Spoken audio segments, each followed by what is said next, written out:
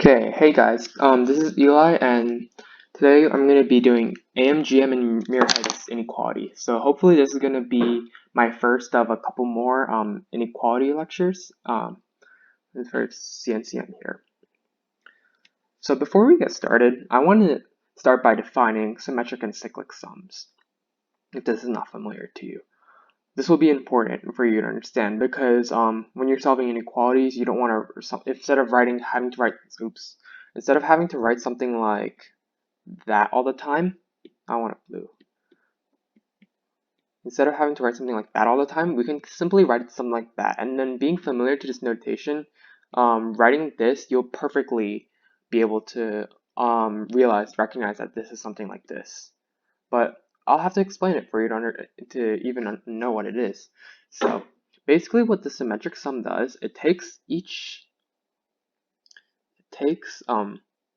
of these and we can take each of the variables. We take each of the three variables right here and we can permute them.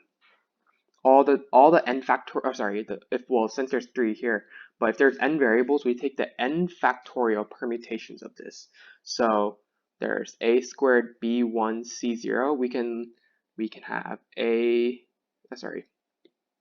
if we decided to fix a, we could have a squared c1 b0, b squared a1 c0, and blah blah blah blah blah. They're all right here.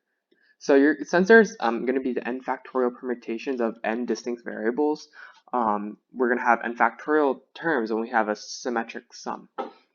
And then cyclic is a little different. Basically, what cyclic sums do is that it takes the n terms where basically these terms are like jumping into each other's places.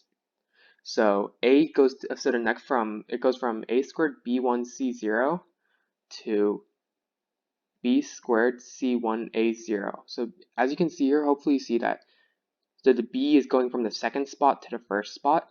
The c is going from the third spot to the second spot, while a gets bumped from the first to the third spot. And hopefully this makes sense because as this is like a cyclic, so it kind of rotates in a circle. And then obviously here we're gonna have n terms because it's gonna take n. We're gonna have to like shift this n times in order to get back to the original term. So just remember, this is if you ever need n factorial terms and n terms. Hopefully that helps you remember them.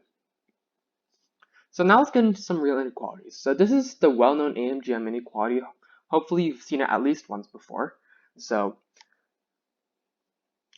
do remember that this is only for positive numbers, and rarely will you see an inequality problem that involves negative numbers, because they, like an olympiad inequality problem, because they get very, very messy with negative numbers, and a lot of the well-known inequalities do not hold, or actually the exact opposite holds for negative numbers.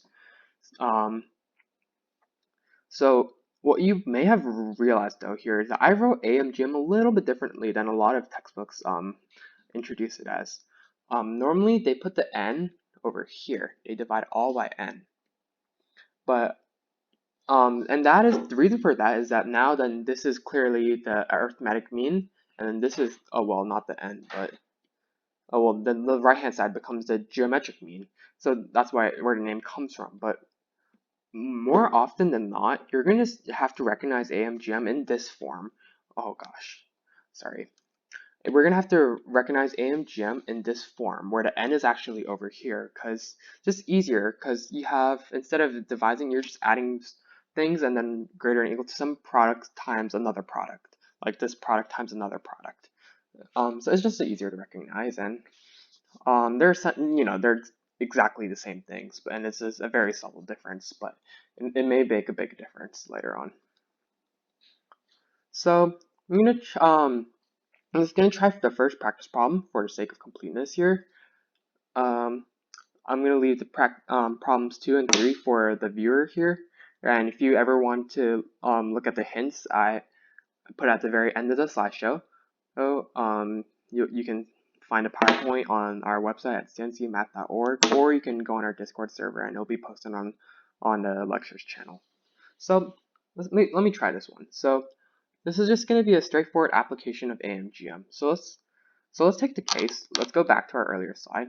So actually, let me rewrite it. So instead of having it of A1, A2, all the way to AN, I'm just going to write this for up to A1 plus A2 greater than or equal to 2 times square root of A1, A2.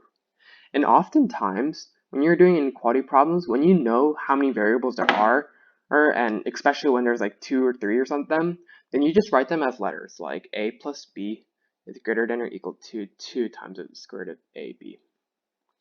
So this is a true inequality.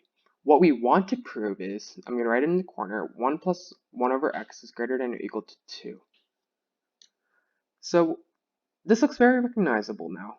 This is exactly it. So we can just plug in a equals x and b equals 1 over x, and we get a magically true inequality. 1 over x plus 1 over x is greater than or equal to 2 times the square root of x times 1 over x. And simplifying this, actually, this just becomes 1. So now this becomes a true inequality, and that's exactly what we wanted. That's what we have down here. So we have proved our result. So like I said earlier, I'm going to leave problem 2 and 3 up to the viewer, and I will keep rolling. So this one example is going to also apply AM-GM, and it's going to be a little bit of an introduction to our Muirhead's inequality. So let's take a minute to digest this problem. So it says for positive ABC, almost always in an olympiad inequality, you'll see positive numbers. It wants to prove the result. Symmetric sum of a squared b is greater than or equal to symmetric sum abc. One thing you can notice here is that the symmetric sum of ABC is just going to be ABC plus ABC 6 times. So you can, in fact, rewrite this right-hand side as 6ABC. And it wants to prove that the symmetric sum of a squared b1, implying c0 here, is greater than or equal to 6ABC. So I'm not gonna go over to this. I've written the solution down here for the people who want to read it and not the video, but I'll explain this the solution here live. So our problem asks, does a symmetric sum of a squared b1 c0 is greater than or equal to 6abc? And we'll expand this left-hand side out. A squared b, b squared c, c squared a, b squared, b c squared, c a squared. Sorry. So this is where it gets a little bit magical if you're not very familiar to these kind of things. So I'm gonna take these two terms, wait, let me highlight it with a different color. I'm gonna take these two terms, and we're gonna get a very special inequality. So using AM-GM, we know that, oh, that's eraser. We know that a squared b plus bc squared is greater than or equal to 2 times the square root of the product, which is a squared, b squared, c squared, right? But this is the same thing as a squared b plus bc squared is greater than or equal to 2abc, right? Because the square root of a squared, b squared, c squared should just be abc. Well, that's a cool inequality we have there. So what are we going to do about it? We're going to do this. We're going to generate similar inequalities for all the other ones too.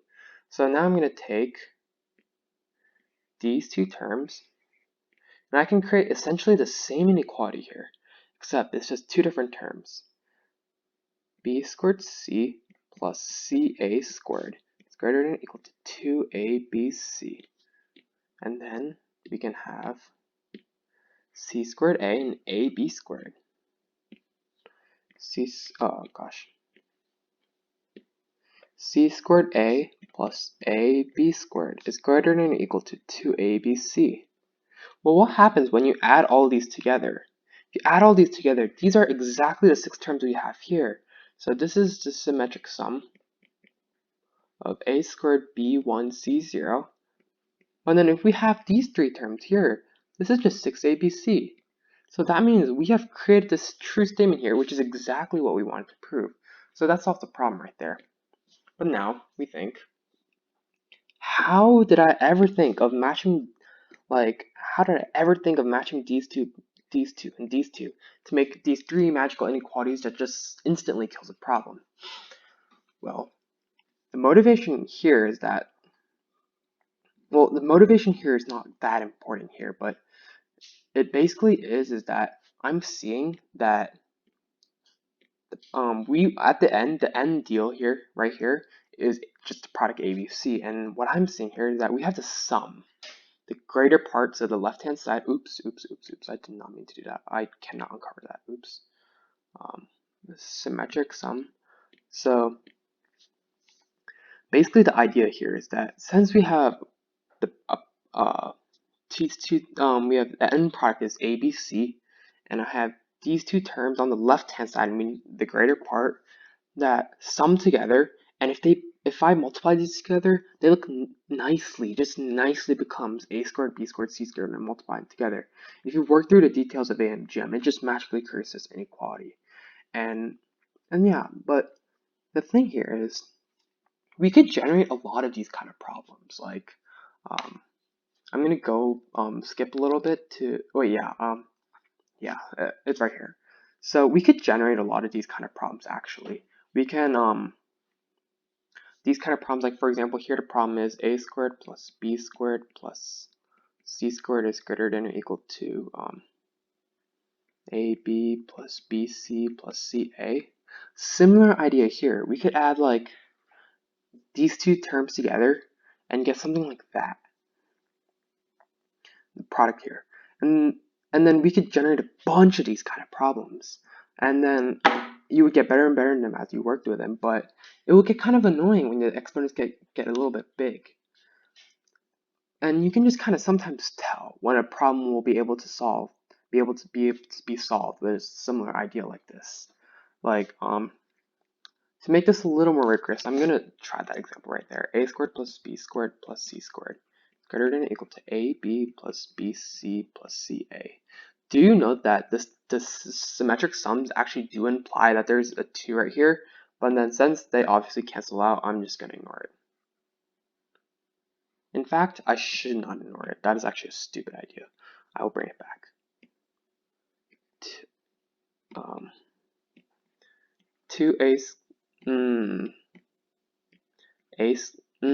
Stop.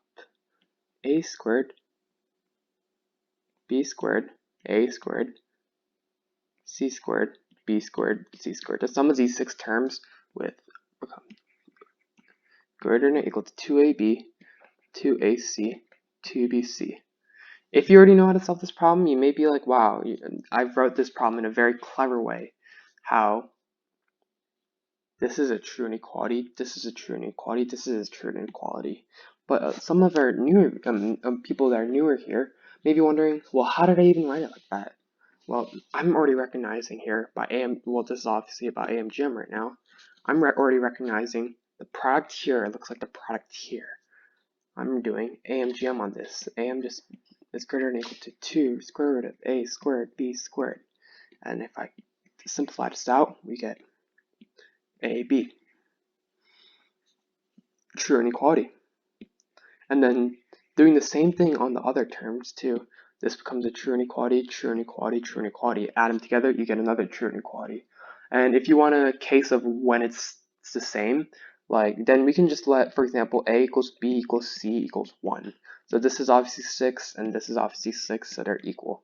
And that's just for completion, but that's not really hard to find equality cases.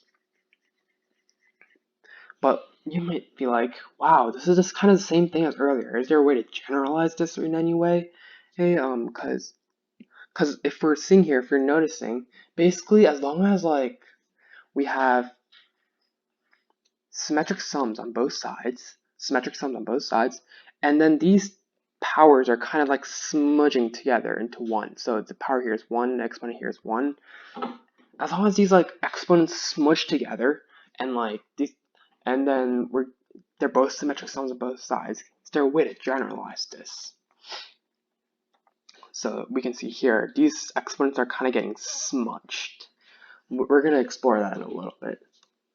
So before we get into our actual Muirhead's inequality, we're going to start by defining what majorization is. So majorization is a property that you can have of two sequences. So you can say that a sequence of not necessarily integers, a sequence of numbers x and a sequence of numbers y. We can say that x majorizes y if the following are true. So first, both have to be of size n, so they have to have n numbers in it. It just means they're the same, doesn't matter what n is, but we'll see here. We need the first term of x to be greater than the first term of y. We need the sum of the first two to be greater than the sum of the first two of y, and this first three, and all the way up to the n minus 1th term. So second to last one, sum of them all it has to be greater. And the final condition is that the sum of x has to equal sum of y. So it should be straightforward. You may be wondering, why does it have to do anything with what we were just doing with AM-GM? Well, let's get a little practice with this. So determine if x majorizes y. I'm just going to do this first one. You can do the other ones on your own. So we see here that the first term, 5 is greater than 1 or equal to 1. That is true. The sum of the first two is 9. The sum of the first two is 3. Also true. Next two, the sum of the first 3 is 12 is greater than or equal to sum of the first 3, 6. Also true. Then we get 14 is greater than or equal to 10. Also true. And we get 15 is equal to 15. The final sum has to be equal, not greater than or equal to. And since this is also true, we get that x does majorize y indeed. And you can also say, I think where it is y minorizes x, but I'm not too sure on that.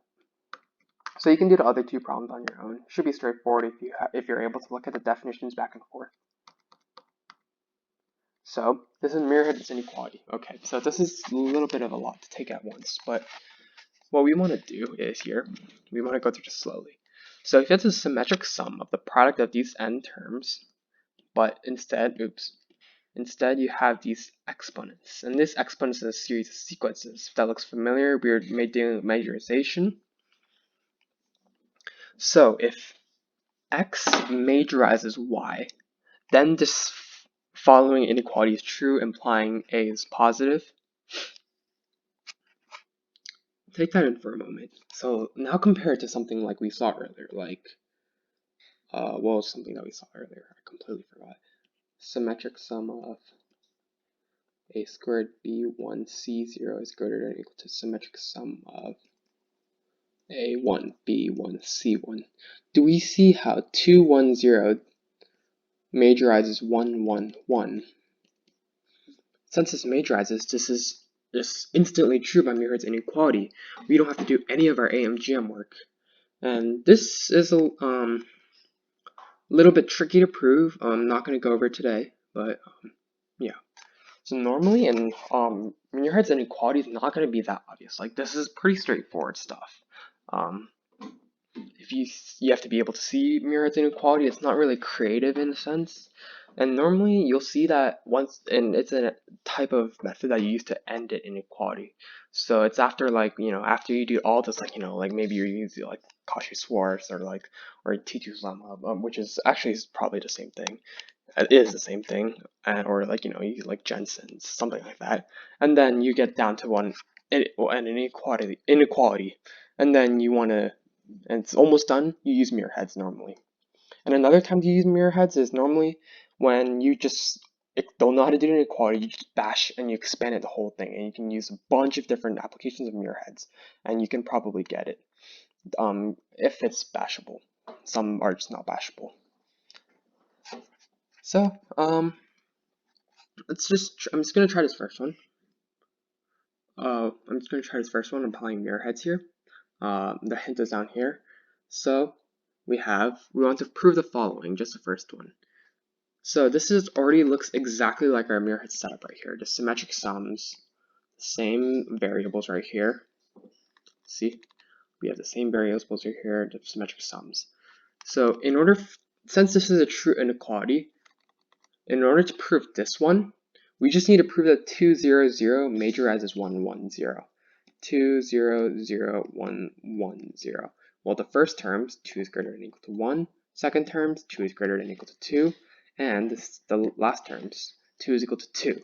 So since all these are indeed true, we have majorization here, and this inequality is instantly true. Oops. And you can do the same thing here. Not going to go through the details, it's just for your practice. So that's Muirhead's inequality right there. So yeah, that's it. Those are the hints at the end. If you ever want, I'm gonna leave them up for like. Actually, no, I'm not gonna do that. You can look at the PowerPoint on the website. I'm gonna link that website.